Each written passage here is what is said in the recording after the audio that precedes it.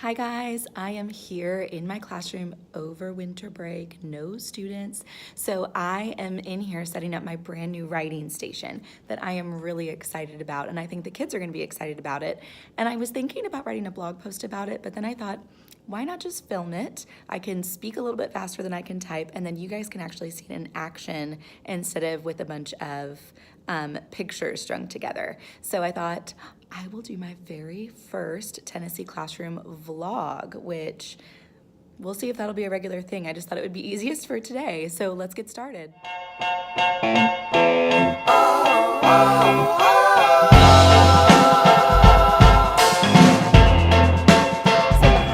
Have my reading, it's really more my literacy board, and on this table underneath this board I have my Work on Writing Center. So my kids go to Work on Writing 2 to 3 times a week. I have a little centers checklist that I can insert a picture of for you guys to see in this post. But when they come over here, what they've done in the past is that each kid is assigned the same thing. It might be slightly differentiated based on need, but it's the same task. Now I've inserted a little bit of choice and a fun little bonus for them that I think they're gonna flip about. So I cannot wait to show you. The board is kind of blank right now because I took down our anchor chart that we made last semester. I have a new one I'm making for our lessons for back to school, so I wanted to clear a little bit of space.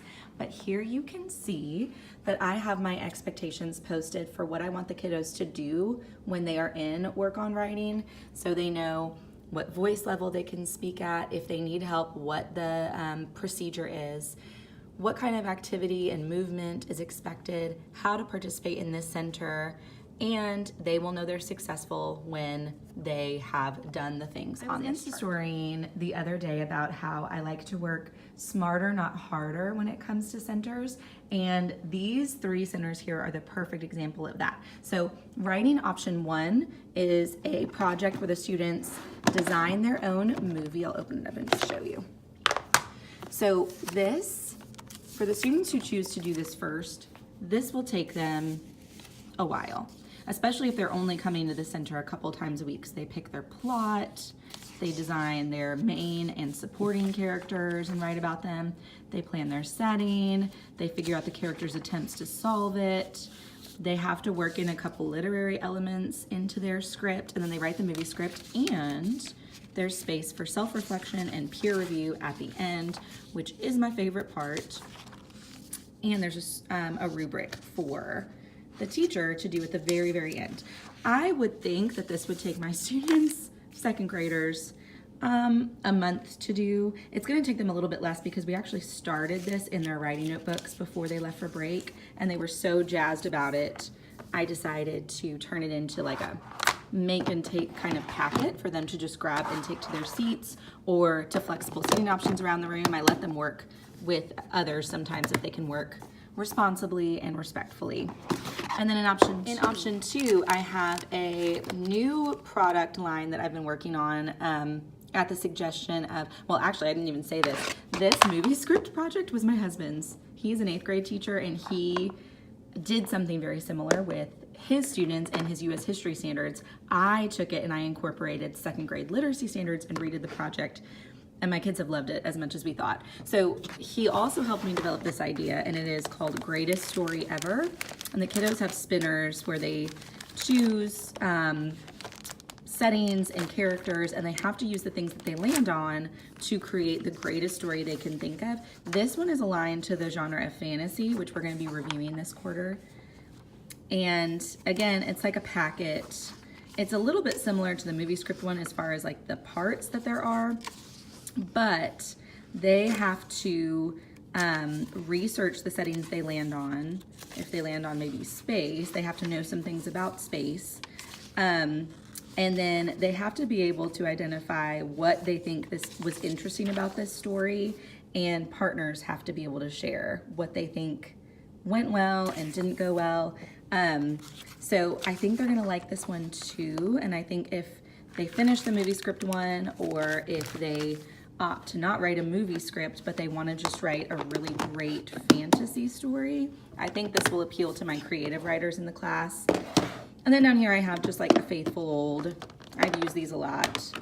These are paragraph puzzlers, so the students have to pull these out, and I threw all of them in at once, which I think is going to be a really big challenge, but they have to take them all out and they have to build different paragraphs with them and then copy the complete paragraphs over. So there's topic sentences, which give the students hints as to what details there are. You could differentiate this by putting each paragraph cut up in separate bags, and the kids have to put the puzzles together that way. But I've got a group where I just have to make it a little more challenging for them. But that also, all three of these together will last a really long time, but they're high interest, and I think that the kids won't mind working on them for 4 or 5 weeks at a time, and then I'll swap them out with some new projects. Okay, so this is my favorite part.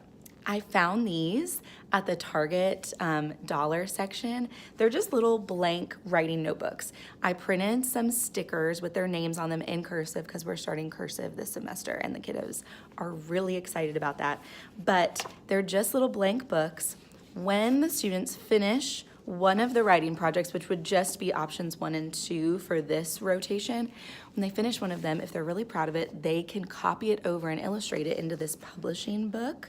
I'll even let them type the text and print the text and glue it in with illustration if they're up for that challenge, because we need to work in those 21st century skills. But yeah, just a blank book. Illustrate, copy your story over. At the end of the year, or at the end of the semester really, they'll have a collection of some of their best writing that they can take home. And I think it's a cute keepsake that's not like published paper after published paper after published paper that's on loose leaf paper or printed. I think that this will be easier for parents to store, for kids to keep, for them to keep writing it over the summer. And so I'm really excited about that part. I have them in a basket here, so the kiddos will just store them here, and as they finish writing something, then they can add it to their publishing notebook and keep it there for the rest of the semester. I'm so pumped about that. So there you have it. Those are some examples of some easy on me, rigorous and engaging for the students, and perfectly standards aligned centers that I work into my classroom. Makes it so that I only have to switch out my centers for writing every month or so, which is way less prep on my end, and keeps the students sane because they know what to expect. I'm not taking every single Monday to teach them a whole stack of new centers. They kind of know what to expect, which keeps things moving slowly and frees me up for more high quality instruction in whole group and small groups, because I don't have to worry about teaching the kiddos what to do in centers. So I hope you found this helpful. And if you're interested in any of these products or ideas, I have links in this post below. I hope that you guys have a really great start of 2019 in your classrooms.